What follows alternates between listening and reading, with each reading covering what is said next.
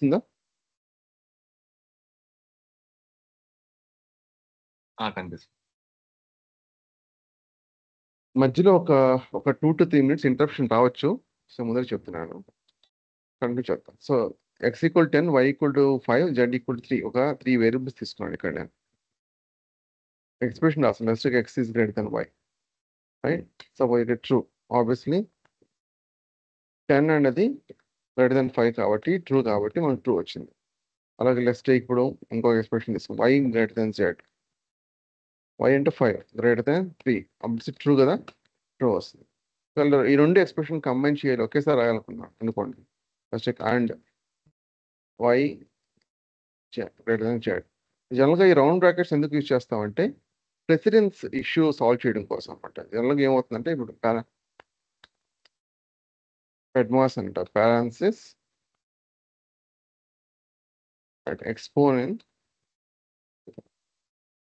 division, multiplication, addition, subtraction. Multiple expression రాసినప్పుడు దాన్ని isolate చేయాలనుకున్నప్పుడు మనం డైరెక్ట్గా x is greater than y ఈ రౌండ్ బ్రాకెట్స్ లేకుండా అండ్ అని రాసాం అనుకోండి, ఒక ప్రాపర్ ఆర్డర్లో రాకపోవచ్చు. జస్ట్ ఇప్పుడు 2 + 3 డివైడ్ బై 4 - 8 డివైడ్ బై 2 అని అనుకోండి. ఏది ఫస్ట్ ఏది సెకండ్ అని మనకు అర్థం కాదు. అఫ్కోర్స్ దీని ప్రకారం ఫాలో అవ్వచ్చు. అలా కంటే జస్ట్ ఇప్పుడు మల్టిప్లికేషన్ అవ్వాలి అని మనం కంట్రోల్ రావాలనుకున్నప్పుడు ఈ రౌండ్ బ్రాకెట్ పెడతాం. ఎందుకంటే రౌండ్ బ్రాకెట్కి మిగతా ఆపరేటర్స్ కంటే కూడా హై ప్రెసిడెన్స్ ఉంటుంది కాబట్టి అందువల్ల ఈ రౌండ్ బ్రాకెట్స్ యూజ్ చేస్తాం. ఇవి కంబైన్ చేసేటప్పుడు మన అండ్ కానీ ఆర్ కానీ యూజ్ చేయొచ్చు మనం. రైట్? ఇక్కడ మనకి అండ్ యూజ్ చేస్తాం అనుకోండి. x is greater than y, 10 is greater than 5, true A. y is greater than 5, 5 is greater than 3, ఎదుగు true A. True and true అప్పుడు ఏమవుతుంది మనకి? ఎప్పుడన్నా అండ్ యూజ్ చేసినప్పుడు ఎన్ని ట్రూ ఉన్నా కూడా ఒక ఫాల్స్ ఉంటే మొత్తం ఫాల్స్ అవుతుంది. కానీ అన్ని ట్రూ ఉందనుకోండి, ఆబ్వియస్లీ అది ట్రూ అవుతుంది. ఇక్కడ ట్రూ అండ్ ట్రూ వచ్చింది మనకి ఇక్కడ. ఆబ్వియస్లీ అది ట్రూ అవుతుంది. సో అందువల్ల మనకి ట్రూ వచ్చింది. లాస్ట్కి ఇప్పుడు నేను x is less than y పెడతాను. 5 అనేది 3 కన్నా తక్కువ కాదు. ఇది ట్రూయే. 10 గ్రేటర్ దాన్ 5 ట్రూ. బట్ 5 అనేది 3 కన్నా తక్కువ కాదు కదా! అప్పుడు ఏమవుతుంది మనకి? ఫాల్స్ అవుతుంది. ట్రూ అండ్ ఫాల్స్ ఏమవుతుంది? ఒక ఫాల్స్ ఉన్న అన్ని ఉన్నప్పుడు ఏమవుతుంది? మొత్తం ఫాల్స్ అయిపోతుంది. అలాగా మనకు ఫాల్స్ వచ్చింది. ఒక్క నిమిషం ఇప్పుడే వస్తాను.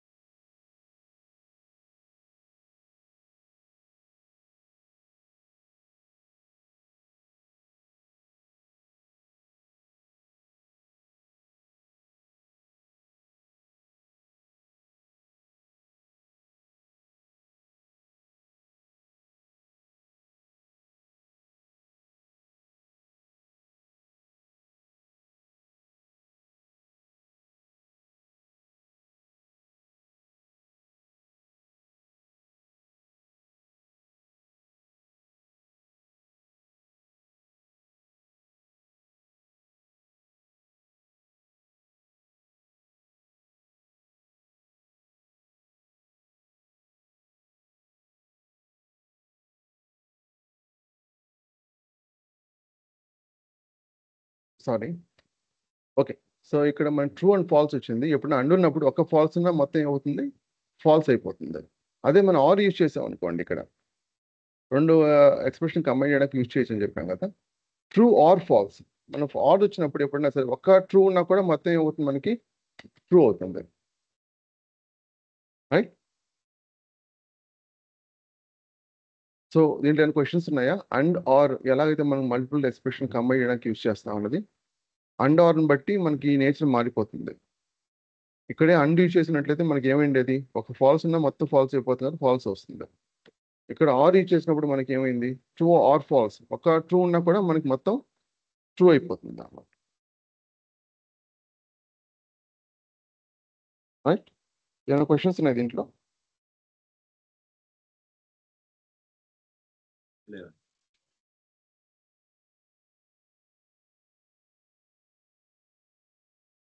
నెక్స్ట్ నాట్ అండి. నాట్ అనేది ఏమవుతుందంటే ఫ్లిప్ అవుతుంది. ఇప్పుడు నాట్ ఆఫ్ ట్రూ కాస్త ఫాల్స్ అవుతుంది. నాట్ ఆఫ్ ఫాల్స్ కాస్త ట్రూ అవుతుంది. సో జస్ట్ మనకి ఆ వాల్యూ అనేది బులియన్ వాల్యూ అనేది ఫ్లిప్ అవుతుంది అంతే.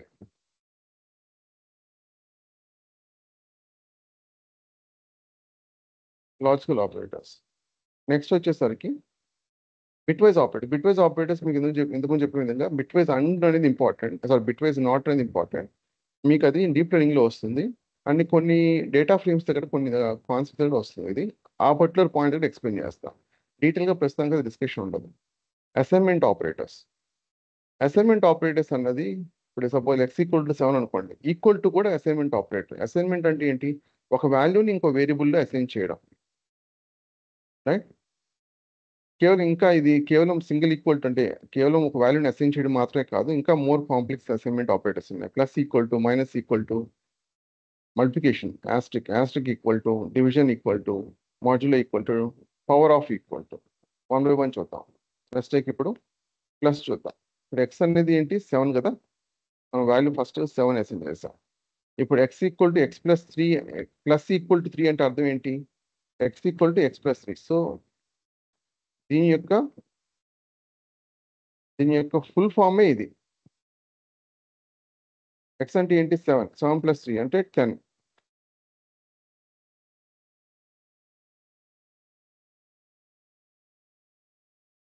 రైట్? సో ఆ విధంగా మనకొచ్చింది ఇక్కడ. అట్ ద సేమ్ టైమ్ మనకి ఇప్పుడు నెక్స్ట్ మైనస్ యూజ్ చేసాం అనుకోండి. నెక్స్ట్ మైనస్ సమ్ 2 అని ఇచ్చేసాం అనుకోండి. దీని ఫుల్ ఫార్మ్ ఏంటి? x = x - 2. ఇప్పుడు న్యూ x యాక్చువల్‌గా ఏంటి? 7 కాదు. న్యూ x అనేది 10. x యొక్క న్యూ వాల్యూ 10. సో 10 - 2 ఇక్కడ దీని ప్రకారం -2. సో 10 - 2 ఏమవుతుంది? 8. అలాగే మల్టిప్లికేషన్. ఇప్పుడు దీని ఫుల్ ఫార్మ్ ఏమవుతుంది? x = x multiplied by 2. ఇక్కడ ఏ వాల్యూని ఇవ్వచ్చు మన చాయిస్. x అంటే న్యూ x యొక్క న్యూ వాల్యూ ఏంటి? 8. సో 8 × 2 16 అలా వచ్చింది. అలాగే డివిజన్ కూడా. దీని ఫుల్ ఫార్మ్ ఏమవుతుంది? x = x divide by 2. x యాక్చువల్‌గా న్యూ x ఏంటది ఇక్కడ? 16 కదా! 16 డివైడ్ బై 2 ఎంత అవుతుంది? 8 అవుతుంది. 8.0 నిజానికి. డివిజన్ ఎందుకంటే ఇప్పుడు కూడా డెసిమల్ వాల్యూ జనరేట్ చేస్తుంది. మాడ్యులో. x = x modulo 2. యాక్చువల్‌గా x అంటే ఏంటి ఇక్కడ? 8 కదా! మన కొత్త x వచ్చేసి 8. సో 8 మాడ్యులో 2 యాక్చువల్‌గా ఏమవుతుంది? రిమైండర్ కదా మనకు మాడ్యులో వచ్చేది. 2 8 2 4 8. ఇక్కడ రిమైండర్ ఏంటి? 0. 8 - 8 0. సో మనకి ఎగ్జాక్ట్‌గా ఇక్కడ అదే వస్తుంది. ఎగ్జిక్యూట్ చేస్తాం 0. ఎందుకంటే మాడ్యులో అనేది ఎప్పుడు కూడా మనకి రిమైండర్ పార్ట్ ఇస్తుంది. డివిజన్ వచ్చేసరికి మనకి కోషియంట్ పార్ట్ వస్తుంది. డబుల్ ఆస్టరిక్. ఇప్పుడు నేను x రీసెట్ చేసుకుంటే ఎందుకంటే x అనేది కంప్లీట్‌గా 0 అయిపోయింది కాబట్టి డబుల్ ఆస్టరిక్ ఎందుకు ఇచ్చేస్తాం? పవర్ ఆఫ్ 2 స్క్వేర్ రాయాలనుకోండి. 2 క్యూబ్ రాయాలనుకోండి. ఎలా రాస్తాం? 2 ఇలా పైథాన్‌లో ఇలా రాస్తాం. 2 స్క్వేర్ రావాలి ఇలాగా. లేదా 4 స్క్వేర్ రాయాలి. 4 ఇలా రాస్తాం. రైట్? ఇప్పుడు x డబుల్ ఆస్టరిక్ = 2 అంటే అర్థం ఏంటి? x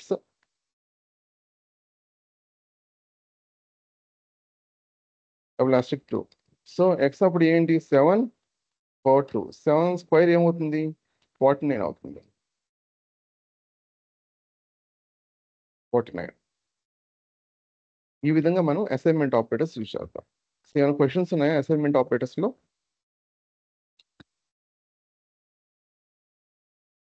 కంప్లీట్గా పైథాన్ న్యూ అని చెప్పి ఎవరు అన్నారు నిన్న. సో ప్రోగ్రామ్ కొంచెం ఎక్స్పీరియన్స్ ఉంటే ఈజీ, ఇవన్నీ కూడా చాలా బేసిక్ కాన్సెప్ట్స్. కంప్లీట్గా ప్రోగ్రామింగ్కి న్యూ, నాకు అసలు ప్రోగ్రామింగ్ తెలియదు అన్నారు ఎవరు అనింది నిన్న? ఉన్నారా? ఒక లేనట్టున్నారు. సో ఇంకేమైనా క్వశ్చన్స్ ఉన్నాయండి దీని మీద? ఓకే, నెక్స్ట్ వచ్చేసరికి స్పెషల్ ఆపరేటర్స్. ఈజ్ ఆపరేటర్ యాక్చువల్గా ఏంటంటే పాయింట్ బై రిఫరెన్స్ని మనకి తెలుస్తుంది అనమాట. అది పాయింట్ బై రిఫరెన్స్ కాదా అని తెలుసుకోవడం కోసం మనం ఇది యూజ్ చేస్తాం. పాయింట్ బై రిఫరెన్స్ అంటే ఏంటి? ఇక్కడ ఒక మెమరీలో మనకి ఒక ఆబ్జెక్ట్ ఉందనుకోండి, ఒక లిస్ట్ ఉందనుకోండి, 1 2 3 4 5 ఇలా ఉందనుకోండి.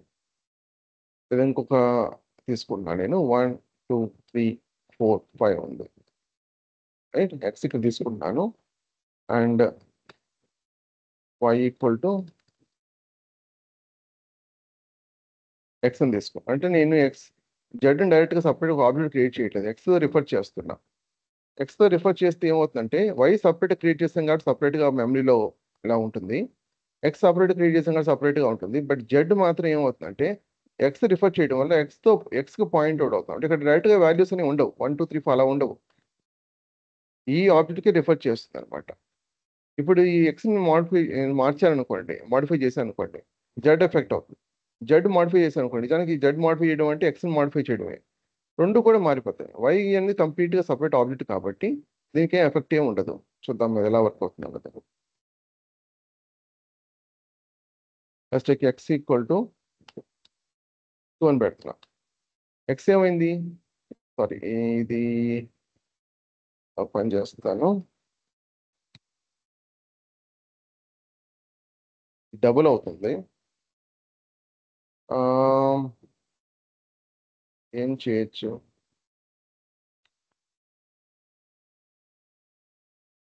జనరల్గా అపెండ్ చేయొచ్చు.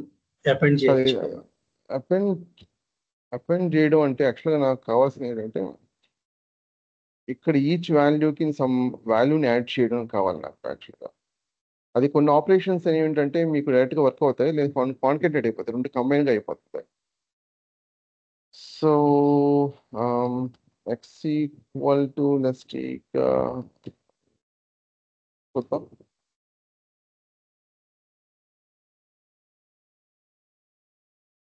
లిస్ట్ లో ఇండెక్స్ ఇవ్వాలా మనం ఏమన్నా? ఎందుకంటే లేదు యాక్చువల్గా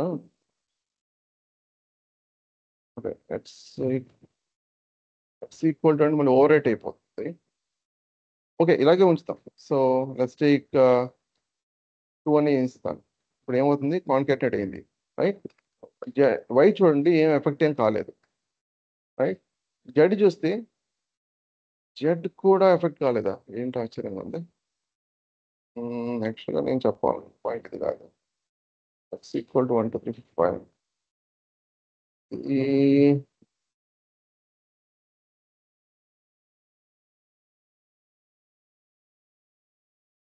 ఇది కాదు. పర్టికులర్ ఆపరేషన్ డైరెక్ట్గా వాల్యూస్ మనం మారుస్తుంది. ఆ ఆపరేషన్ ఏంటి మర్చిపోయాను, అదేంటది?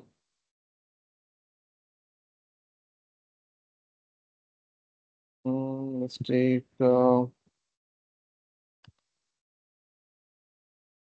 డివిజన్ మేబీ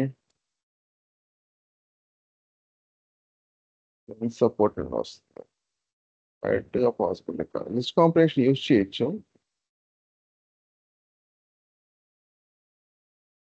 ఇలా యూజ్ చేయొచ్చు, బట్ ఎక్స్ మనల్ని సపరేట్గా మళ్ళీ అసైన్ చేయలేము.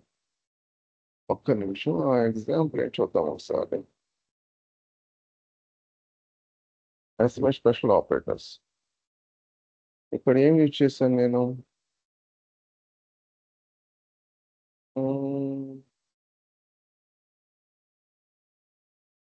ఓకే, ఇక్కడ నేనేమి మ్యానిపులేషన్ ఏం చేయలేదు. ఆల్రెడీ సో ఇక్కడ నేనేం మ్యానిపులేషన్ చేయలేదు, డైరెక్ట్గా తీసుకుంటాను. x = 1 2 3 4 5, y = 1 2 5, z = x. ఇది సేమా కాదా అని చెక్ చేసుకోవడం కోసం x is z అని పెడుతున్నాను. అంటే ఇది పాయింట్ బై రిఫరెన్సే. ఇది మనకి ఏ విధంగా హెల్ప్ చేస్తుంది, అది పాయింట్ బై రిఫరెన్సా కాదా అని తెలియజేస్తుంది. అదేవిధంగా x is y అని పెట్టాను అనుకోండి, రెండు కూడా సేమే నిజానికి చూస్తే, రైట్. x అనేది 1 2 3 4 5, y అనేది 1 2 3 4 5, z = 1 2 3 4 5. But x is y అన్నప్పుడు ఫాల్స్ వచ్చింది, ఎందుకంటే సపరేట్ ఆబ్జెక్ట్ కాబట్టి. బట్ z అండ్ x మాత్రం సేమ్ పాయింట్ ఆబ్జెక్ట్ రిఫర్ చేస్తుంది కాబట్టి 2 అని వస్తుంది అనమాట మనకి. ఓకే, సో ఈజ్ అనేది ఆ విధంగా హెల్ప్ అవుతుంది. ఈజ్ నాట్ అనేది ఎగ్జాక్ట్గా ఆపోజిట్ అండి. ఇప్పుడు ఫాల్స్ వచ్చింది మనకి, అది నాట్ ఆఫ్ ఫాల్స్ ఏమవుతుంది, ట్రూ అవుతుంది. అది పాయింట్ బై వాల్యూనా లేదా అని చెక్ చేసుకోవడం కోసం మనం ఈజ్ నాట్ యూజ్ చేయొచ్చు, మనం ఆ విధంగా యూజ్ చేయొచ్చు. ఈజ్ అనేది పాయింట్ బై రిఫరెన్స్ కోసం, ఈజ్ నాట్ అనేది పాయింట్ బై వాల్యూ కోసం. ఇన్ అన్నది ఏంటంటే ఒక పర్టికులర్ వాల్యూ ఉందా లేదా చెక్ చేసుకోవడం కోసం. సపోజ్ ఇప్పుడు నాకు ఇక్కడ 4 అనేది ఎక్స్లో ఉందా లేదా, ఉంది. వాట్ అబౌట్ 44 అనేది ఉందా లేదా, లేదు. ఇక్కడ కొన్ని వాల్యూస్ ఉన్నాయి కాబట్టి మనం మాన్యువల్గా చెక్ చేస్తున్నాం. బట్ ప్రాక్టికల్గా ఏంటంటే చాలా వాల్యూస్ ఉండొచ్చు, చాలా సార్లు మనకి డిలీట్ చేయొచ్చు, అప్డేట్ చేయొచ్చు. సో ఎగ్జాక్ట్ వాల్యూస్ ఏమున్నాయో మనకు తెలియదు. సో అప్పుడు ఇన్ ఆపరేటర్ హెల్ప్ అవుతుంది. నాట్ ఇన్ అనేది ఎగ్జాక్ట్ ఆపోజిట్. ఇప్పుడు నాట్ ఇన్ 44 అనేది లేదు, ఫాల్స్ వచ్చింది. అదే నాట్ ఇన్ అన్నప్పుడు నాట్ ఆఫ్ ఫాల్స్ ఏమవుతుంది, ట్రూ అవుతుంది. అదే 4 ఆల్రెడీ ఉంది, 4 ఇన్ ఎక్స్ వస్తే ట్రూ వచ్చింది. బట్ నాట్ ఇన్ అన్నప్పుడు నాట్ ఆఫ్ ట్రూ, ఫాల్స్ అలా వస్తుంది. స్పెషల్ ఆపరేటర్స్ ఇది. ఏమైనా క్వశ్చన్స్ ఉన్నాయి స్పెషల్ ఆపరేటర్స్లో?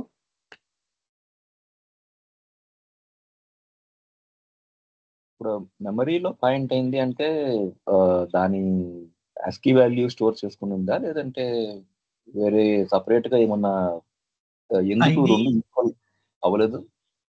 సో మీకు ASCII వాల్యూ దాకా వెళ్ళాల్సిన అవసరం లేదు, ఎందుకంటే ప్రతి ఒక్క మిషన్లో obviously ASCII value base refer చేసుకొని ఇంటర్నల్గా హార్డ్వేర్ ఆ విధంగా ఇంటరాక్ట్ అవుతుంది. ఇక్కడ ASCII వాల్యూ దాకా వెళ్ళాల్సిన అవసరం లేదు.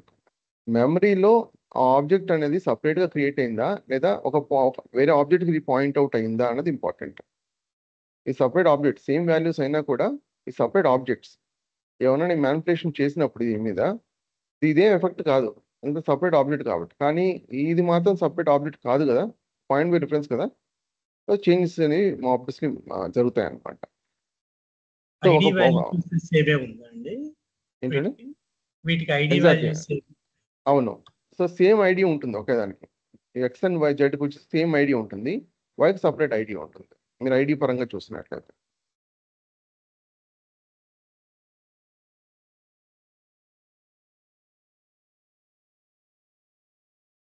క్లియరా?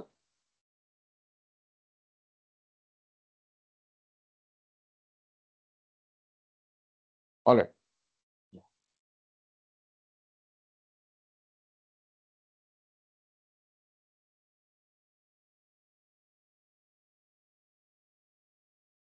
నెక్స్ట్ వచ్చేసరికి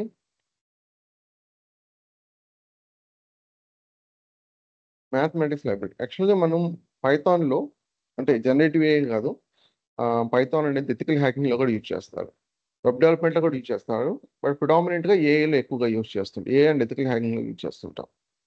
జస్ట్ మీకు ఒక ప్రోగ్రామింగ్ లాంగ్వేజ్ తెలుసుకోగానే, పైథాన్ తెలుసుకోగానే మీకు జనరేటివ్ ఏ కానీ లేదా ఏదన్నా వేరే సబ్జెక్ట్ కానీ మీకు తెలియదు.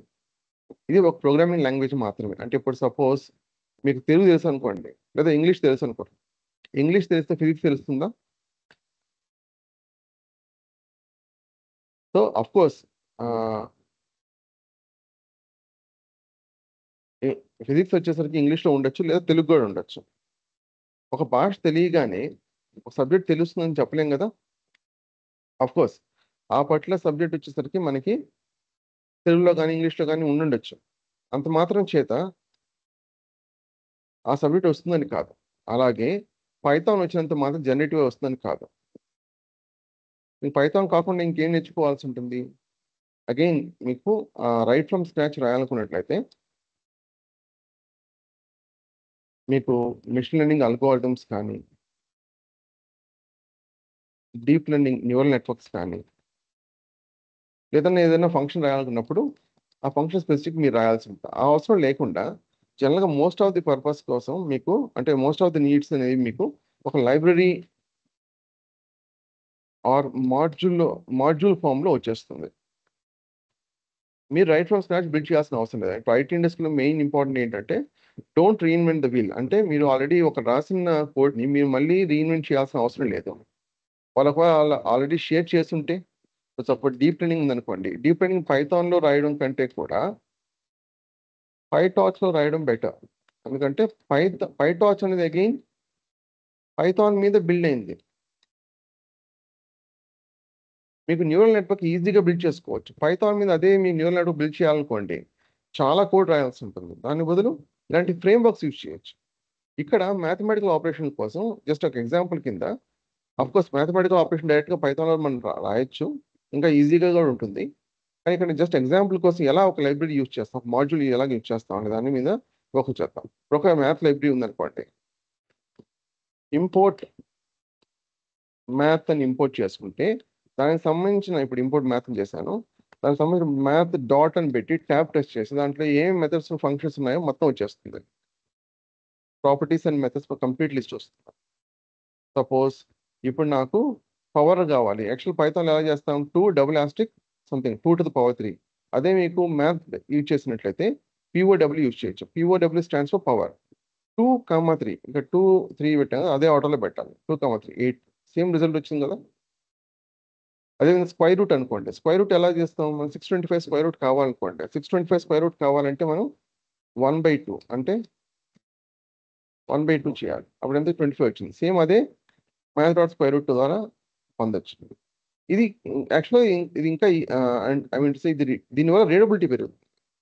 ఇది ఖచ్చితంగా పైథాన్ అనేది తెలియాలి, ఆ సింటాక్స్ తెలియాలి, డబుల్ ఆస్టిక్ అంటే ఏంటి తెలియాలి. ఆ టెక్నిక్ చేస్తే మనం యూజ్ చేయొచ్చు. ఇక్కడ దీనివల్ల అడ్వాంటేజ్ ఏంటంటే ఎవరన్నా నాన్ పైథాన్ ప్రోగ్రామ్ వచ్చారనుకోండి, కోడ్ చూసారనుకోండి, ఇది ఈజీగా అర్థం అవుతుంది అతను, ఇది అర్థం కాదు. సో రీడబిలిటీని దృష్టిలో పెట్టుకోండి. రీడబిలిటీ అంటే మనం కోడ్ రాసినప్పుడు చదివినప్పుడు ఈజీగా అర్థమయ్యే విధంగా ఉండాలి, డాక్యుమెంటేషన్ క్లియర్గా ఉండాలి, ఆ కోడ్ కూడా క్లియర్గా ఉండాలి. రైట్. సో ఇక్కడ కేవలం మ్యాథ్ డాట్ పవర్ అనే కాదు, స్క్వేర్ రూట్ అనే కాదు, దీంట్లో చాలా మెథడ్స్ ఉన్నాయి. ఫ్లో, సీల్ నేను డిస్కస్ చేసుకున్నాను కదా, పైన ఒక ప్రాపర్టీ అని ఎలా చెప్తామంటే ఇది రౌండ్ బ్రాకెట్స్ ఫంక్షన్ కాదు, రౌండ్ బ్రాకెట్స్ ఉండవు. ప్రాపర్టీ అంటే ఏంటి, ఒక క్లాస్లో ఒక వేరియబుల్ అన్నమాట. 3.1415 ఈ మ్యాంటిసా ఈ 2.78 సంథింగ్ లాగ్, మనం ఈ విధంగా ఇన్ఫర్మేషన్ తీసుకోవచ్చు. రైట్. ఈ పై అనేది ఒక కాన్స్టెంట్, మ్యాథమెటిక్స్ మనం ఎక్కువగా యూజ్ చేస్తూ ఉంటాం. 3.1415 అనే something. Seal and floor values గురించి మనం నేను డిస్కస్ చేసుకున్నాం కదా. ఫ్లోర్ వాల్యూ అంటే ఏంటి, ఏ వాల్యూ వచ్చినా కూడా వితౌట్ డెసిమల్ పార్ట్ ఏముంటుందో అదే ఫ్లోర్ వాల్యూ. సీల్ వాల్యూ అంటే ఏంటి, వితౌట్ డెసిమల్ పార్ట్ +1 అంటే 5 + 1 6 అలాగా. బట్ మనం ఈ లాగ్ అండ్ ఈ గురించి మనం డీటెయిల్ డిస్కస్ చేసుకోలేదు, దాని గురించి ఎక్స్ప్లెయిన్ చేస్తాను. సో ఇంతవరకు క్లియరా, ఎలా మనం ఇంపోర్ట్ చేసుకుంటాము, ఎలా మనం దాంట్లో ఉన్న లైబ్రరీస్ యాక్సెస్ చేసుకుంటాం, దాంట్లో ఎలా తెలుసుకుంటాం. మ్యాథ్ డాట్ ట్యాప్ అని ప్రెస్ చేస్తే కంప్లీట్ లిస్ట్ వస్తుంది. కొన్నిసార్లు కొంత టైం పడుతుంది మీ ప్రాసెసింగ్ పవర్ అండ్ ర్యామ్ను బట్టి, బట్ జనరల్గా ఇలా వస్తుంది అన్నమాట. సో కోడ్ రాసేటప్పుడు కోర్ పైథాన్లో రాయడం బెస్టా, లేదంటే ఇట్లా ఇంపోర్ట్ చేసుకొని పవర్ అని రాయడం బెస్టా? అది ఇప్పుడు మనం డీటెయిల్ డిస్కస్ చేస్తున్నాం కదా దాని గురించి. అసలు ఎందుకు కోర్ పైథాన్ రాస్తే మనం చాలా లెంతీ అవుతుందని చెప్పాం కదా, ఆ తర్వాతే కదా మన టాపిక్ వచ్చింది. ఓకే, ఇది పైటార్చ్ అనేది పైథాన్ విత్ ఏఐ అంటారు కదా, అది ఆ కాన్సెప్ట్ ఇది పైటార్చ్ అనేది ఏఐలో వచ్చిన పైథానా పైటార్చ్ అంటే? ఈ డీప్ లెర్నింగ్ ఫ్రేమ్ వర్క్ ఇది. సో డీప్ లెర్నింగ్ ఏదైనా మనం కోడ్ రాసేటప్పుడు పైటార్చ్లో పైటార్చ్ ఇంప్లిమెంటేషన్ యూజ్ చేస్తాం, పైటార్చ్ యూజ్ చేస్తాం. కోర్ పైథాన్ రాయాలంటే చాలా కోడ్ పడుతుంది. సో ఈ మాడ్యూల్స్ ఆఫ్ ఫ్రేమ్ వర్క్స్ అనేవి సింప్లిఫై చేస్తుంది అనమాట. ఇంటర్నల్గా చాలా కోడ్ ఉంటుంది దానికి. అదే మనం రాయాలంటే ఆ కోడ్ మొత్తం మనం రెప్లికేట్ చేయాల్సి ఉంటుంది, అది చాలా డిఫికల్ట్ అవుతుంది. అందువల్ల ఈ మాడ్యూల్స్ చాలా సింప్లిఫై చేస్తుంది. ఇక్కడ మనకి సీల్ ఎలా వర్క్ అవుతుందో తెలియాల్సిన అవసరం లేదు, ఆ కోడ్ ఎలా పైథాన్లో వర్క్ అవుతుందో తెలియాల్సిన అవసరం లేదు. రైట్గా రీడబిలిటీ కూడా ఉంటుంది అనమాట.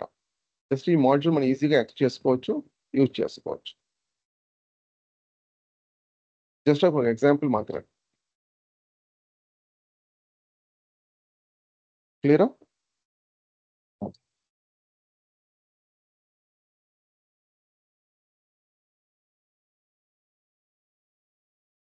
నెక్స్ట్ వచ్చేసరికి వేరియబుల్స్ సారీ లాగ్ అండ్ ఈ అని ఎక్స్ప్లెయిన్ చేస్తాను చెప్పాను కదా. ఫర్ ఎగ్జాంపుల్ నాకు డేటా ఉంది. లెట్స్ టేక్ ఇప్పుడు నాకు 2, 4, 6, 8, 10, 5, 10, 15 అంటే ఇది ఎక్స్ ఇది వై యాక్సెస్ 20 ఇలా ఉంది. గ్రాఫ్ గీసాను. గ్రాఫ్ ఎందుకు మనం గీస్తాం?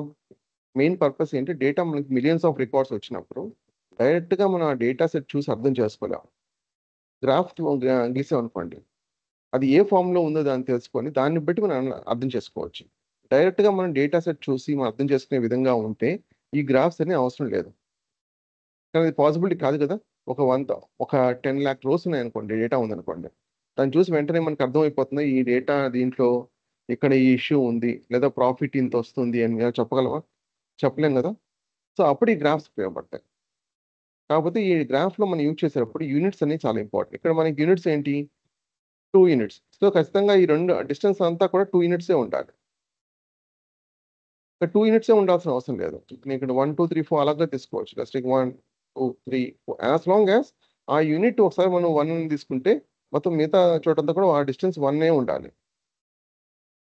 ఒకవేళ డేటా అన్నది నాకు 1, 10, 100, 1000, 10,000,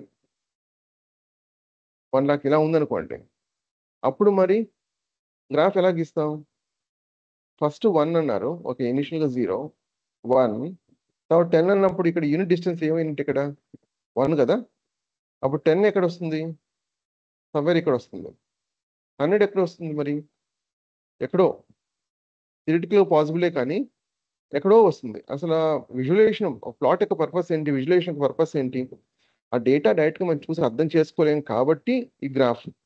ఇది కూడా వేరే అంటే చాలా లాంగ్ అయిపోయి మనం అర్థం చేసుకునే విధంగా ఉంటే దీని యొక్క పర్పసే ఏమైనట్టు? వేస్ట్ అయిపోయినట్టు, రైట్? అంటే డేటా అనేది ఎప్పుడన్నా ఎక్స్పోనెన్షియల్గా పెరుగుతున్నప్పుడు, ఈ డేటా అనేది ఏం జరిగింది ఇక్కడ? ఎక్స్పోనెన్షియల్గా పెరుగుతుంది. ఇక్కడ ఏం జరిగింది చూడండి. ఇక్కడ డేటా గమనిస్తే 1 ని 10^0 రాసుకోవచ్చు కదా. 10 ఎలా రాసుకోవచ్చు? 10^1 అని రాసుకోవచ్చు కదా. 100 ఎలా రాసుకోవచ్చు? 10² రాసుకోవచ్చు. 1000ని 10³ 10^4 10^5 ఇలా రాసుకోవచ్చు. అంటే 10 పవర్స్లో పెరుగుతూ ఉంది అది. డేటా ఎప్పుడైనా సరే సంథింగ్ టు ద పవర్ పెరిగినప్పుడు అంటే వెళ్తున్నప్పుడు ఎక్స్పోనెన్షియల్ అని అంటాం. అంటే ఇక్కడ బేస్ ఏంటి? 10. రియల్ వరల్డ్లో వచ్చేసరికి మీకు బేస్ అనేది 10 ఉండదు, ఈ ఉంటుంది. ఈ అంటే ఏంటి? ఇక్కడ మ్యాంటిస్ అని చెప్పాం కదా. ఇప్పుడు math.e అని 2.78 సంథింగ్. ఈ వాల్యూ ఎందుకు తీసుకున్నారంటే మ్యాథమెటిక్స్ ఎక్స్పెరిమెంట్ చేస్తున్నప్పుడు ఎప్పుడైనా కొన్నిసార్లు డేటా అనేది ఎక్స్పోనెన్షియల్ పెరుగుతూ ఉన్నప్పుడు వాళ్ళు గమనించిన ఇంట్రెస్టింగ్ అబ్జర్వేషన్ చేసింది ఏంటంటే 2 to the power లేదా 3 to the power లేదా 4 to the power లేదా 10 to the power అలా పెరగట్లేదు, ఈ వాల్యూతో పెరుగుతోంది. అందువల్ల దీన్ని కాన్స్టెంట్గా స్టోర్ చేసి పెట్టుకున్నారు.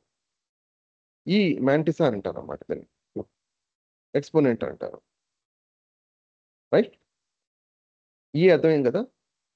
ఈ లాగ్ నుంచి ఇంకా మనం డీటెయిల్ డిస్కస్ చేసుకోలేదు. బట్ ఎక్స్పోనెన్షియల్ డేటా పెరిగినప్పుడు మనకు ప్లాట్ అనేది పాసిబిలిటీ అవుతుందా? థియరిటికల్గా పాసిబులే కానీ ప్రాక్టికల్గా పాసిబిలిటీ కాదు. మీకు ఇక్కడ ఇంకొక ఎగ్జాంపుల్ చూపిస్తాను. ఎర్త్క్వేక్ వచ్చింది, భూకంపం వచ్చింది అనుకోండి. భూకంపం వచ్చినప్పుడు సెస్మోగ్రాఫ్ అని ఒక డ్రమ్ లాగా ఒకటి ఉంటుంది, ఇలా ఉంటుంది. మీకు మూవీస్లో చూస్తుంటారు, ఇలా గీస్తూ ఉంటుంది, రైట్?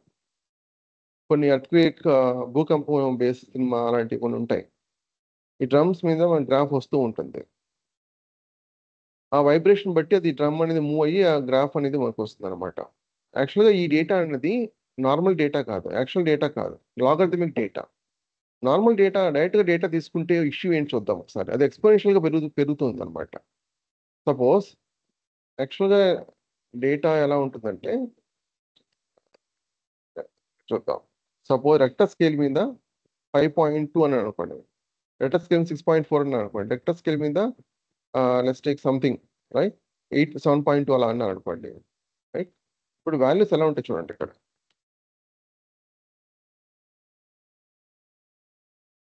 డిఫరెన్స్ ఎక్కడ చూడండి, 181, 601, 1339. డేటా ఏమవుతుంది? ఎక్స్పోనెన్షియల్ 5కి 6కి 7 చూడండి, డిఫరెన్స్ చూడండి. 181, 601, 1339 ఇలా డేటా ఎక్స్పోనెన్షియల్ పెరిగినప్పుడు విజువలైజేషన్ పాసిబిలిటీ కాదు ఈ డిఫరెన్స్ వల్ల. అందువల్ల మీకు డైరెక్ట్గా మనం ప్లాట్ గీసామనుకోండి, అప్పుడు ఏమవుతుంది, ఈ డ్రమ్ సరిపోదు. ఒక 100 కిలోమీటర్ డ్రమ్ తీసుకున్నా కూడా సరిపోదు ఆ పెరిగే కొద్దీ. అంటే అంత విడ్త్ ఉన్న డ్రమ్ తీసుకున్నా సరిపోదు, రైట్? సో డేటా ఎప్పుడైనా ఎక్స్పోనెన్షియల్ పెరిగినప్పుడు మనకి ప్లాట్ అనేది పాసిబిలిటీ కాదు. మరి వేరే ఆప్షన్ ఏమన్నా ఉందా అంటే లాగర్థం.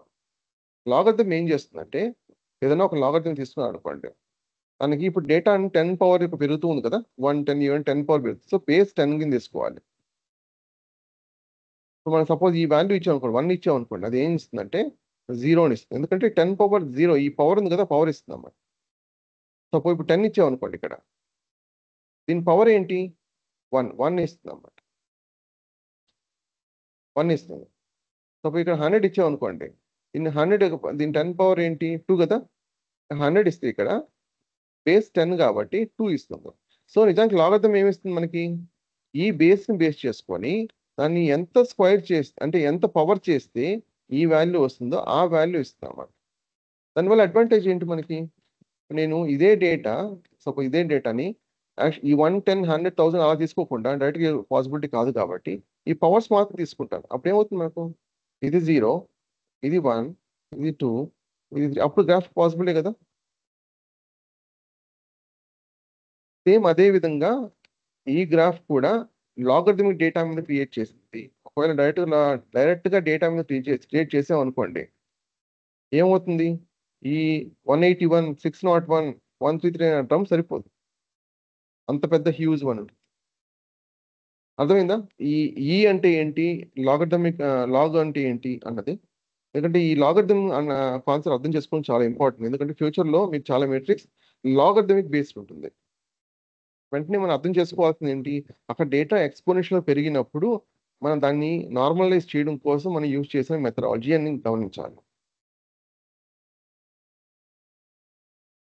రైట్? ఒక రకంగా షార్ట్ ఫామ్ లో రాయడము రిప్రజెంటేషన్. యాక్చువల్ విజువలైజేషన్ అనేది మనం ఒక ఫిక్స్డ్ ఫామ్ లో రాకపోతే మనం ఆ విజువలైజేషన్ యొక్క పర్పస్ డిఫై చేసినట్టు, అచ్చా, Best యూనిట్ని అయిపోయినట్టు. డిఫైన్ చేయడం ఇది. So exactly. ఓకే, లేకపోతే ఇదే డేటా, అర్త్క్వేక్ డేటా ఈ గ్రాఫ్ మీద పాసిబుల్ అవుతుందా? పాసిబుల్ అవ్వకపోతే మనకు ఎలా తెలుస్తుంది ఎక్కడ ఇంటెన్సిటీ పెరిగింది, ఎక్కడ ఇంటెన్సిటీ పెరగలేదు అన్నది? ఒక 2-3 కిలోమీటర్ డ్రమ్ పెట్టినా కూడా, అంత విడ్త్ పెట్టినా కూడా అక్కడికి వెళ్ళి చూడగలరా? కాదు కదా. Yeah. ఇది న్యూమరికల్ ఫామ్ నుంచి డైరెక్ట్గా చూడకుండా ఇది చూసి, అంటే దీని ద్వారా మనం జడ్జ్ చేయడం కోసం. ఇది ఎందుకు చేస్తారు ఇక్కడ, నాన్ టెక్నికల్ పర్సన్ కూడా ఈజీగా ఇంటర్ప్రిట్ చేయడం కోసం విజువలైజేషన్ అది. Okay right. సపోజ్ ఇప్పుడు నేను ఒక డేటా అనేది లాగిస్తున్నాను, డేటా అన్నది ఇలా పెరుగుతుంది. నెక్స్ట్ ఏం వస్తుంది, నెక్స్ట్ ఇక్కడ ఏ పాయింట్కి వెళ్తుంది అది? సపోజ్ ఇప్పుడు నాకు కూడా ఈ పాయింట్ దగ్గర నాకు వాల్యూ కావాలి, అప్పుడు ఏ ప్యాటర్న్లో ఉంటుంది అది? డైరెక్ట్ ఇదే ఎక్స్టెండ్ చేస్తాం కదా. అంటే Yes. మనం ఏం చేస్తున్నాం, ఈ ప్యాటర్న్ ఫైండ్ అవుట్ చేస్తున్నాం. సో విజువలైజేషన్ అనేది మామూలు కేవలం ఉన్న డేటాని అర్థం చేసుకోవడం కాదు, ఇప్పుడు ఉన్న డేటా ఇది నెక్స్ట్ వాల్యూ కూడా ప్రెడిక్ట్ చేయడానికి ఉపయోగపడుతుంది.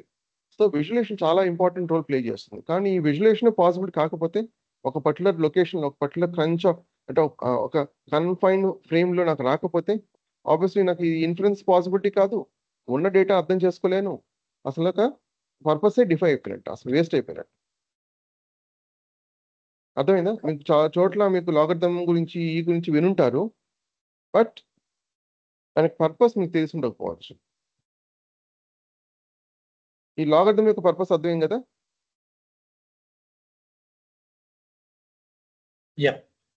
యూనిట్ డిఫైన్ చేసుకోవడానికి, ప్యాటర్న్ అర్థం చేసుకోవడానికి. విజువలైజేషన్ కి ఒక ఎక్స్పోనెన్షియల్ పెరుగుతున్నప్పుడు విజువలైజేషన్ పాసిబిలిటీ కాదు, దాన్ని Yes. నార్మల్ వాల్యూ తీసుకోకుండా పవర్ తీసుకుంటున్నాం, సమ్ బేస్ తీసుకొని పవర్ తీసుకుంటున్నాం. కానీ రియల్ టైంలో 10 పవర్ 2 పవర్ అలా ఉండదు, ఈ పవర్ ఉంటుంది. అందువల్ల మీకు ఎక్స్పెరిమెంట్స్ ఏదైనా కూడా ఈయనే తీసుకుంటారు, మ్యాథమెటిక్స్, స్టాటిస్టిక్స్, ఫిజిక్స్, కెమిస్ట్రీ లేదా ఆస్ట్రాలజీ, రైట్? ఆస్ట్రానామికల్ స్టఫ్ ఏదైనా సరే, ఆస్ట్రాలజీ కాదు, ఆస్ట్రానామికల్ స్టఫ్ బాడీస్ మీద ఎక్స్పెరిమెంట్ చేసేటప్పుడు అంతా కూడా ఈయనే తీసుకుంటారు. వాళ్ళంతా కూడా ఒక స్టాండ్ వాల్యూ తీసుకుంటారు. ఒకరు 2 to the power, ఇంకో 3 to the power అలా తీసుకోరు. ఏదో కాన్స్టెంట్ గా ఫిక్స్ చేసుకున్నారు వాళ్ళు. అఫ్ కోర్స్ కాన్స్టెంట్ గా ఫిక్స్ చేయడం అంత ఈజీ కాదు. ఒక సైంటిఫిక్ బాడీ ఉంటుంది, వాళ్ళు డిసైడ్ చేస్తారు ఏది కాన్స్టెంట్ గా తీసుకోవాలి. ఎలాగైతే మనం ఒక 10 మంది ఉన్నారనుకోండి, 10 భాషలు మాట్లాడారనుకోండి, ఆ 10 మంది కలిసి ఒక భాష మాట్లాడతామని ఎలా ఫిక్స్ అయ్యి డిస్కస్ చేసుకుంటారో సేమ్ అదే విధంగా కాన్స్టెంట్స్ కూడా వాళ్ళకి సైంటిఫిక్ బాడీ ఫ్రేమ్ చేసి, ఓకే సో ఇంత డిఫరెన్స్ ఉన్నాయి కదా, మనం ఒక 2 తీసుకున్నాం, ఒక 3 తీసుకున్నాం, కమ్యూనికేషన్ డిఫికల్ట్ అవుతుంది, మళ్ళీ మార్చుకోవాల్సి ఉంటుంది. ఇలా కాకుండా ఒక కాన్స్టెంట్కి వస్తాం. జనరల్గా డేటా అనేది ఈ విధంగా ఎక్స్పోనెన్షియల్ పెరుగుతుంది కాబట్టి సో ఈ వాల్యూని తీసుకుంటాం కాన్స్టెంట్ అని ఫిక్స్ అవుతారు అన్నమాట. అంత ఈజీ అంటే మనం అనుకున్న అంత ఈజీ కాన్సెప్ట్ కాదు. టైం డెసిషన్ మేకింగ్ అంత ఈజీ కాదు.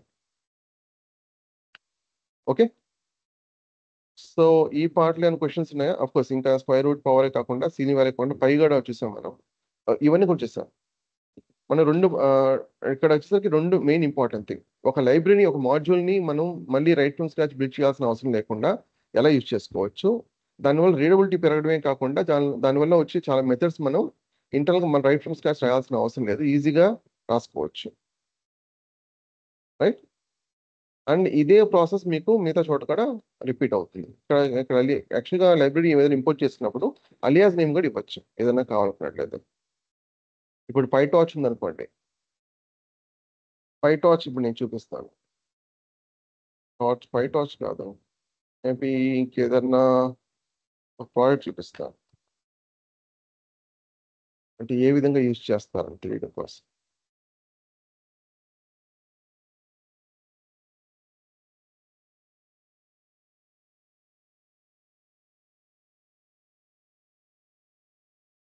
ఒక కోడ్ తీసుకున్నాం అనుకోండి, ఇక్కడ మనకి ఎన్పి యాజ్ ఎన్పి, పాండాస్ యాజ్ పిడి, కొన్ని అలియాస్ నేమ్స్ యూజ్ చేస్తాం. అంటే మనం NumPy పూర్తిగా రాయాల్సిన అవసరం లేకుండా జనరల్గా మనం ఇక్కడ ఏం చేస్తున్నాం, ఇక్కడ మ్యాథ్ డాట్ అని ఇస్తున్నాం. రైట్? మ్యాథ్ డాట్ అంటే దాంట్లో ఉన్న మెథడ్స్, ఇప్పుడు స్క్వేర్ రూట్ అయితే స్క్వేర్ రూట్ అలా యూజ్ చేస్తున్నాం.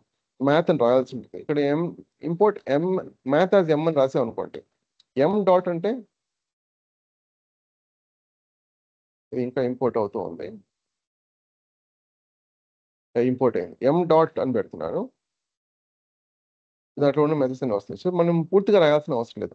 అఫ్ కోర్స్ మ్యాథ్ అనేది 4 letters కాబట్టి పెద్ద ఇష్యూ ఏం కాదు, బట్ లాంగ్ నేమ్ ఉన్నప్పుడు మనకు ఈజీగా ఉంటుంది అన్నమాట.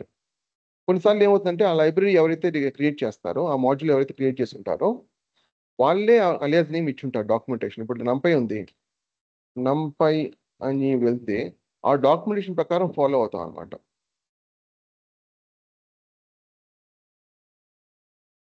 చూడండి, వాళ్ళే డాక్యుమెంటేషన్లో ఎన్పి అని యూజ్ చేస్తుంటారు. సో డాక్యుమెంటేషన్ ప్రకారం ఫాలో అవుతాం. మన ఓన్ అలియాస్ నేమ్ ఇవ్వచ్చు, బట్ డాక్యుమెంటేషన్ ప్రకారం ఫాలో అవుతాం. ఓకే, సో ఇంతవరకు క్లియర్ కదా? ఈ లాగరిథమిక్ కాన్సెప్ట్ చాలా ఇంపార్టెంట్. మీకు మెషిన్ లెర్నింగ్, డీప్ లెర్నింగ్ కూడా చాలా చోట్ల వస్తుంది. సో మళ్ళీ రిపీట్ చేయాల్సిన అవసరం లేకుండా ఇప్పుడే ఏమైనా క్వశ్చన్స్ ఉంటే క్లారిఫై చేసుకోండి. Next variable.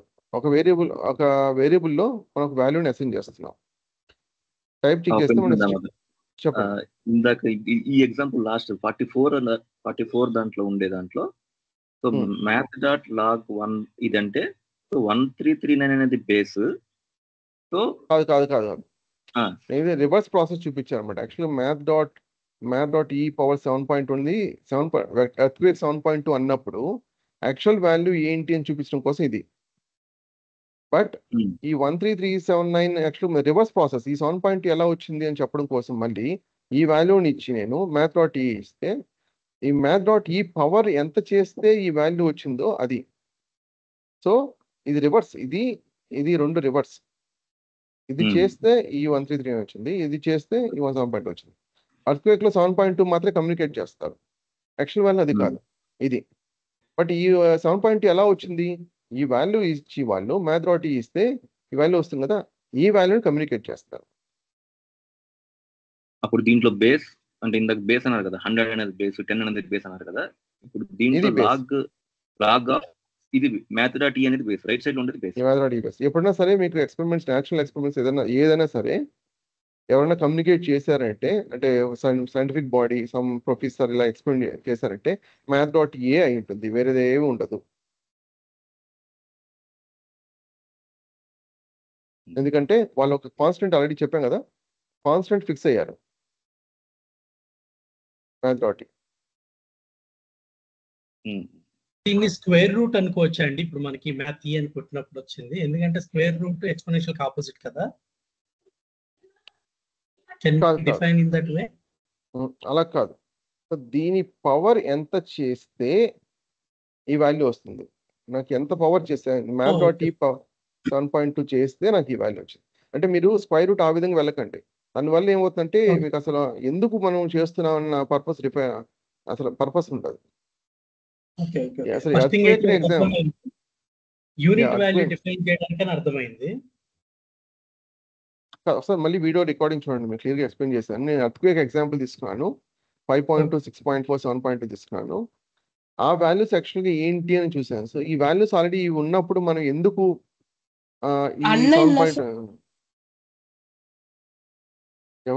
చెప్పండి. సో అసలు ఎందుకు ఈ వాల్యూస్ అనేవి ఆల్రెడీ ఈ వాల్యూస్ ఉన్నప్పుడు ఇవి ఎందుకు కమ్యూనికేట్ చేయటం, డైరెక్ట్గా ఇవి ఎందుకు కమ్యూనికేట్ చేస్తున్నారనే క్వశ్చన్ ఆన్సర్కే ఈ లాగర్థం, ఈ ఎక్స్పోనెన్షియల్ డేటా పెరగడం అన్ని కూడా ఎక్స్ప్లెయిన్ చేస్తాను. ఒకసారి మళ్ళీ వీడియో చూడండి, మీకు స్టిల్ ఏమైనా క్వశ్చన్స్ ఉంటే రేపు ఆన్సర్ చేస్తాను. హలో చెప్పండి సార్, విమల్ మాట్లాడుతున్నాను. ఒక డౌట్ యాక్చువల్గా అడగచ్చు సార్. ఇప్పుడు చెప్పండి. అదే ఇప్పుడు నాది జీరా అడ్మినిస్ట్రేషన్ 4.5 years. నాకు ఎలా సపోర్ట్ అవుతుంది జనరేట్ AI? యాక్చువల్గా ప్రస్తుతం టూల్స్ స్టాక్స్ అనేవి కొన్ని ఉన్నాయి కదా, ఫ్యూచర్లో టూల్స్ స్టాక్స్ అనేవి ఉండవు. అన్ని కూడా మీకు ఒక కన్వర్ట్ అయ్యి ఒక జనరేటివ్ AI వస్తుంది అన్నమాట. అంటే మనం టూల్స్ స్టాక్స్ ఇవన్నీ ప్రోగ్రామింగ్ లాంగ్వేజ్ ఇవన్నీ కూడా మనకి ఎందుకు యూజ్ చేస్తున్నాం, మనం డైరెక్ట్గా మిషన్తో కమ్యూనికేట్ చేయలేం కాబట్టి. ఆల్రెడీ మీ డెమోలో మీకు ఎక్స్ప్లెయిన్ చేశాను ఆ కాన్సెప్ట్ గురించి. సో ఈ ఫ్యూచర్లో ఏంటంటే టూల్స్ స్టాక్స్ అనేవి ఉండవు, డైరెక్ట్గా మనం నేషనల్ లాంగ్వేజ్ ద్వారా కమ్యూనికేట్ చేసుకోవచ్చు. సో జనరేటివ్ AI మాత్రమే ఉంటుంది. అంటే ఒక రిక్వైర్మెంట్ ఇస్తారు, end to end solution provide చేయాల్సి ఉంటుంది. ప్రస్తుతం జీరా అడ్మిన్ అనేది మీకు CR ఇవన్నీ కూడా మేనేజ్ చేస్తున్నారు కదా, ఫ్యూచర్లో ఈ కాన్సెప్టే ఉండదు. ఓకే, అందుకని దాన్ని ప్రిపేర్ అవ్వడం కోసం. ఇంకొకటి ఏంటంటే ఇప్పుడు జీరాలోనే మీకు ఏమైనా ఇష్యూ వచ్చింది అనుకోండి, ఏదైనా పట్ల తెలియదు, కాన్సెప్ట్ తెలియదు, ఆ నాలెడ్జ్ ఆర్ ఇంటెలిజెన్స్ అనేది LLM మోడల్ ద్వారా పొందొచ్చు. సపోజ్ ఇప్పుడు మీరు ఏదైనా జీరా రిలేటెడ్ ఏదైనా క్వశ్చన్ ఒకటి ఇవ్వండి, నాకు జీరా గురించి తెలియదు, జీరా యూజ్ చేసాం కానీ బట్ జీరా అనేది అడ్మిన్ కాదు, నేను ఏదైనా క్వశ్చన్ ఇవ్వండి. క్వశ్చన్ అంటే ఎట్లా ఇప్పుడు మైగ్రేషన్స్ ఇంటిగ్రేషన్స్ ఉంటుంది. సో ఇంటిగ్రేషన్స్ వచ్చి నార్మల్ గా ఏలోనే ఇంటిగ్రేషన్ చేసుకోవచ్చా? ఒక స్పెసిఫిక్ గా ఒక క్వశ్చన్ ఫ్రేమ్ చేసి నాకు ఇవ్వండి, ఓకే ట్రై చేస్తాను. ఇక్కడ చెప్పండి. క్వశ్చన్ అంటే ఎలా అడుగుతున్నారు నాకు అర్థం కాదు. క్వశ్చన్ అంటే ఇప్పుడు జీరా అడ్మిన్ వర్క్ చేస్తున్నారు కదా, ఆబ్వియస్లీ సమ్ క్వశ్చన్స్ అనేవి ఉంటాయి కదా, మీకు ఒక పట్ల ప్రాబ్లం ఏదో ఒకటి ఉంటుంది కదా, ఏదో ఒక పట్ల కాన్సెప్ట్ గురించి తెలుసుకోవాలంటుంది కదా, దానే క్వశ్చన్ అంటున్నాను. సో ఆ క్వశ్చన్ ఏదో ఒక ఫ్రేమ్ చేసి చెప్పండి నాకు అంటున్నాను. ఓకే ఓకే ఓకే అర్థమైంది. ఓకే, ఆ క్వశ్చన్ చెప్తే మీరు ఆన్సర్ వచ్చి ఎట్లా ఈ AI సపోర్ట్ లో ఇస్తారు. చెప్పండి సార్, నేను చెప్పమంటున్నాను, మీకు అర్థమైంది కదా, చెప్పండి, నేను చూపిస్తాను ఎలా LLM హెల్ప్ అవుతున్నాను, జనరేటివ్ AI హెల్ప్ అవుతున్నాను. క్వశ్చన్ చెప్పండి. క్వశ్చన్ చెప్పాలంటే ఇప్పుడు ఓకే ఒక వర్క్ ఫ్లో మీద చెప్తాను నేను ఇప్పుడు. Alright, so how to raise CR in Jira అని పెడుతున్నాను. Okay, simple question. Okay, so simple question అడిగాను, how to raise CR in Jira అని. అదేం చెప్తుంది, నాకు హెల్ప్ చేస్తుంది. ఇక్కడ క్లియర్ గా స్టెప్ బై స్టెప్ ఎక్స్ప్లెయిన్ చేస్తుంది నాకు. ఇక్కడ ఏమంటుంది, క్లిక్ ఆన్ ప్రయారిటీ అని చెప్పేసి చెప్తుంది. రైట్, ఇష్యూ ఫస్ట్ వెళ్ళి ఆ ప్రయారిటీ మీద క్లిక్ చేసి some step by step procedure నేను చూపిస్తుంది. ఇదే మీకు ఇంటెలిజెన్స్ ఆర్ నాలెడ్జ్ అనేది మనకి ఎవరి నుంచి వస్తుంది, మామూలుగా ఎక్స్పీరియన్స్ పర్సన్ నుంచి వస్తుంది. ఇప్పుడు ఈ జనరేటివ్ ఏం చేస్తుంది, ఇంటెలిజెన్స్ ఆర్ నాలెడ్జ్ అని రీప్లేస్ చేయడం కోసం. అండ్ ఇంకోటి వచ్చేసరికి మీకు నేచురల్ లాంగ్వేజ్ ద్వారా కమ్యూనికేట్ చేసుకోవడం కోసం మీకు ఆ డైరెక్షన్ లో వెళ్తూ ఉంది. ఇప్పుడు MCP అంటున్నారు, డైరెక్ట్ గా మిషన్ తో మనం నేచురల్ లాంగ్వేజ్ తో కమ్యూనికేట్ చేసుకోవచ్చు. ఇప్పుడు గిట్ ఉంది, ఇంతకుముందు మన గిట్ అనేది కమాండ్స్ అని తెలియాలి. ఇప్పుడు గిట్ కి సపరేట్ గా మనకి MCP సర్వర్ ఉంది. డైరెక్ట్ గా నేచురల్ లాంగ్వేజ్ ద్వారా LLM ద్వారా కమ్యూనికేట్ చేస్తే అదే ఆటోమేటిక్ కోడ్ జనరేట్ చేసి అదే ఎగ్జిక్యూట్ చేసి అదే ప్రాసెస్ అంతా కంప్లీట్ చేస్తుంది. సో మనం ఆ డైరెక్షన్లో వెళ్తున్నాం. అన్ని స్టాక్స్ కూడా కన్వర్జ్ అవుతున్నాయి. ఆ ఇంటెలిజెన్స్ ఆఫ్ నాలెడ్జ్ అనేది రీప్లేస్ అవుతుంది. దాని ద్వారా ఏమిటంటే ఫ్యూచర్లో ఇప్పుడున్న టూల్స్ అండ్ స్టాక్స్ ఉండవు, జనరేటివ్ ఇంజనీర్స్ మాత్రమే ఉంటారు. Okay right. సో ఇది మనకి యూస్ఫుల్ అనమాట, కరెక్ట్? అవును, ఖచ్చితంగా యూస్ఫుల్. ఖచ్చితంగా నేర్చుకోవాలి కూడా. Okay tools fine. లేవనుకోండి మీకు దేని మీద వర్క్ చేస్తారు? ఇంకేమైనా క్వశ్చన్స్ సరే ఉన్నాయా? సరే సార్. యా, అయితే ఇంకేమైనా ఇంక- ఇన్ జనరల్ ఏమైనా జనరేటివ్ ఏమైనా క్వశ్చన్స్ ఉంటే క్లారిఫై చేసుకో. ఓకే, నేను అదే దాని డౌట్ ఉంది, దాని వెంకట్ సార్ అడిగినాను. సరే మీరు క్లాస్ జాయిన్ లింక్ ఇస్తాను, మీరు అడగని చెప్పారు.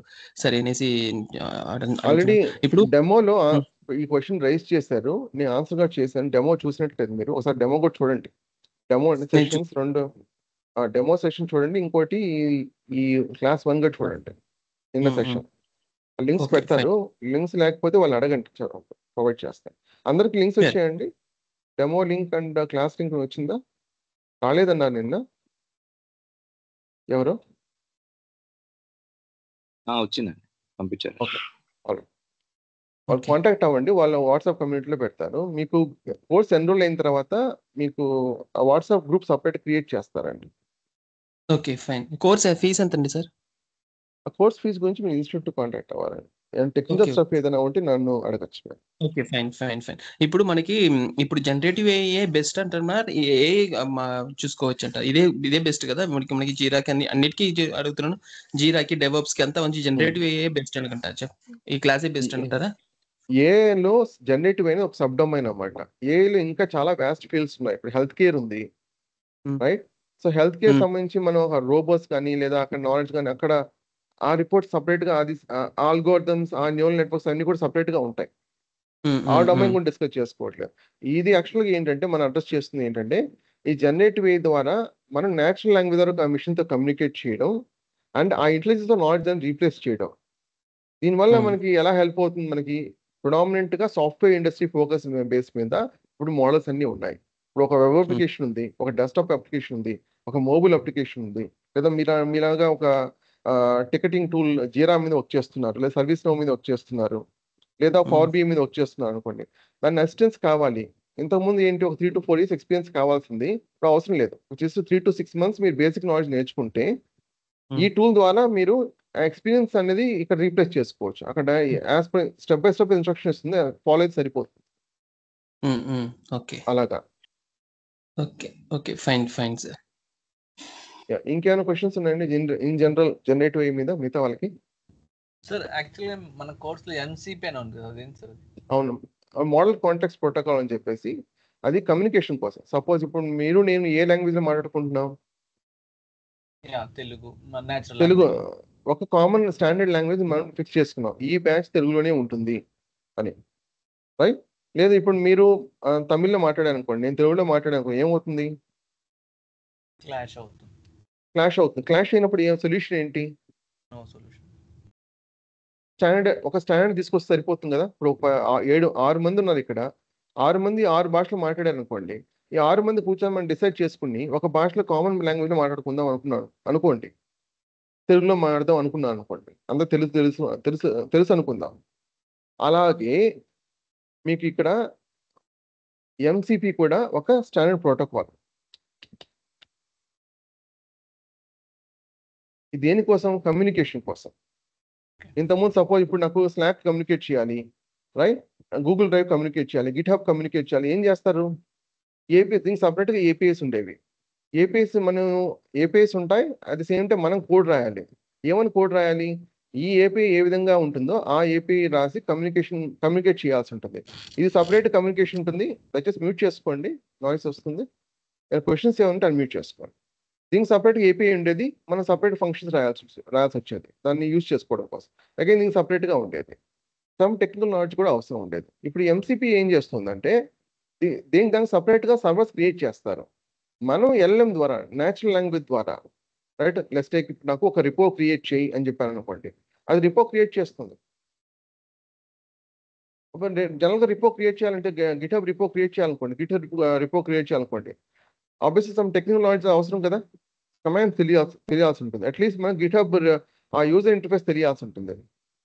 ఈ కామన్ స్టాండర్డ్ వల్ల కమ్యూనికేషన్ అనేది ఏ ఏపీఐ టు ఏపీఐ అన్నా, ఏ టూల్ టు ఎల్ఎం అన్నా, లేదా ఏ ఫంక్షన్ టు ఎల్ఎం అన్నా ఈజీ అయిపోతుంది. ఇప్పుడు ఓపెన్ గిట్హబ్ పిఆర్స్ అని అనుకోండి, డైరెక్ట్గా ఓపెన్ అయిపోతుంది. నేను నేచురల్ లాంగ్వేజ్ కమ్యూనికేట్ చేస్తున్నా. ఇంతకుముందు జరగని అసలు విషయం ఇది. ఎంసీపీ లేకపోయింటే దానికి సపరేట్గా మనం ఒక కోడ్ రాయాల్సి వచ్చేది. రైట్? ఇప్పుడు నేను ఒక తమిళ్లో క్వశ్చన్ అడిగాను అనుకోండి, నేను తమిళ్ ఆన్సర్ చేస్తాను. ఇంకోటి హిందీలో క్వశ్చన్ అనుకోండి, నేను హిందీలో ఆన్సర్ చేస్తాను. ఇంకోటి మలయాళంలో అడిగితే మలయాళంలో ఆన్సర్ చేస్తాను.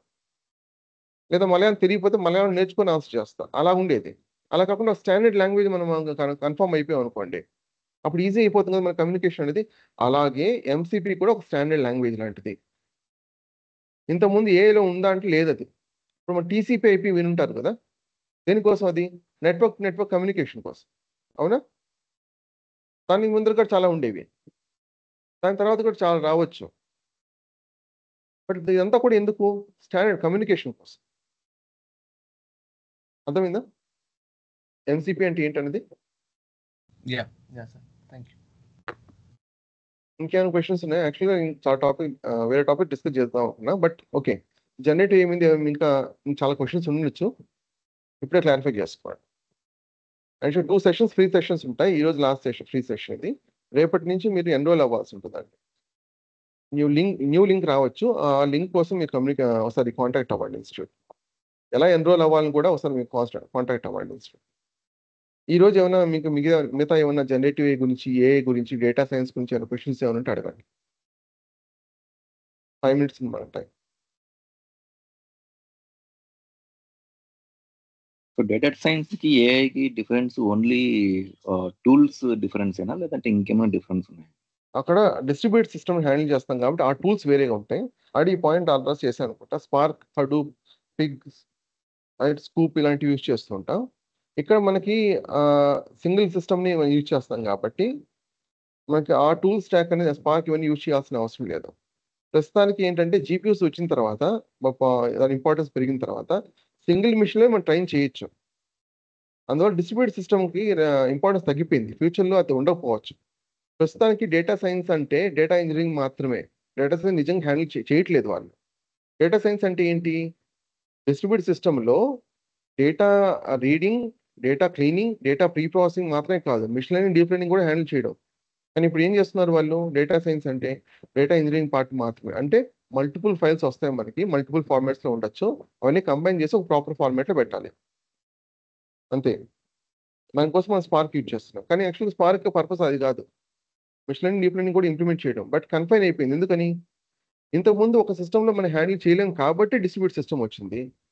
బట్ ఒక సిస్టంలో మనం జీపీయూ ద్వారా హ్యాండిల్ చేయగలను అన్నప్పుడు దాని ఇంపార్టెన్స్ తగ్గిపోతూ వస్తుంది అనమాట. కానీ స్టిల్ మీకు వర్క్లోడ్, వెబ్ అప్లికేషన్ ఉంది, వర్క్లోడ్ మేనేజ్మెంట్ చేయాలి, అక్కడ జీపీయూస్ యూజ్ చేయరు, అక్కడ డిస్ట్రిబ్యూట్ సిస్టమ్సే యూజ్ చేస్తారు. అది కంప్లీట్గా అది వైపౌట్ అవుతుందని చెప్పట్లేదు. ఏ ఫీల్డ్లో అవసరం లేని సిచ్యువేషన్ వచ్చింది అనమాట. ప్రస్తుతం అది డేటా ఇంజనీరింగ్ మాత్రమే కన్ఫైన్ అయిపోయింది. మీకు ఒకవేళ డేటా సైన్స్ నేర్చుకోవాలనుకున్నట్లయితే డేటా ఇంజనీరింగ్ నేర్చుకోండి. డేటా సైన్స్ నేర్చుకొని యూజ్ ఏమి ఉండదు. అర్థమైందా? సార్ మనం జెన్ఏలో నేర్చుకునేటప్పుడు ఏమేమి అల్గారిథమ్స్ చూస్తాం సార్? ఏ అల్గోరిథమ్స్ అని అట్లా ఒక లిస్ట్ చెప్పలేము, ఎందుకంటే చాలా ఉంటాయి. ఇప్పుడు నేను ఒక టెంప్లెట్ చూపిస్తాను.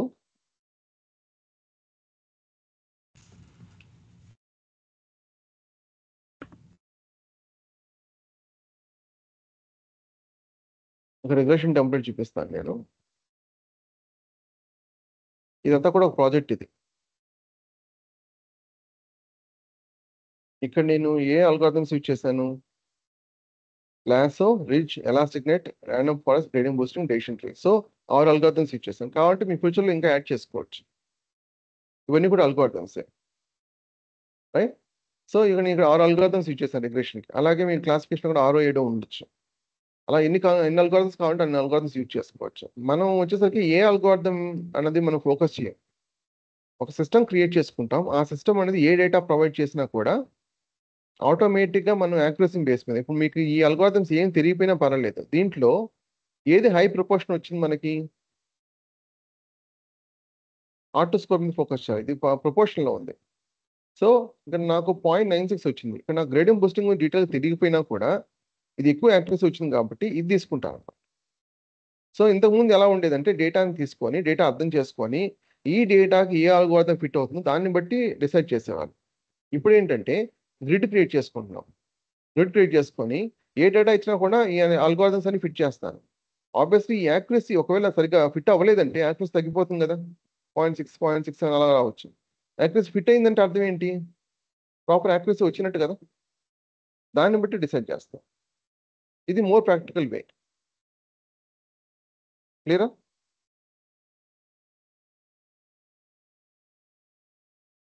ఎవరు అడిగింది క్వశ్చన్? ఓకే, ఇంకేమైనా క్వశ్చన్స్ ఉన్నాయండి? 8 o'clock అయిపోయింది, నాకు వేరే సెషన్ ఉంది. ఏమైనా క్వశ్చన్స్ ఏమైనా ఉంటే వాట్సాప్ కమ్యూనిటీలో పోస్ట్ చేయండి, నాకు వాళ్ళు ఇన్ఫార్మ్ చేస్తారు. ఓకే, ఈరోజు వేరే క్వశ్చన్ జనరేటివ్ జనరిక్ క్వశ్చన్స్ అడగడం తీసుకోవడం వల్ల కొన్ని కాన్సెప్ట్ డిస్కస్ చేయలేదు. రేపు కంటిన్యూ చేద్దాం.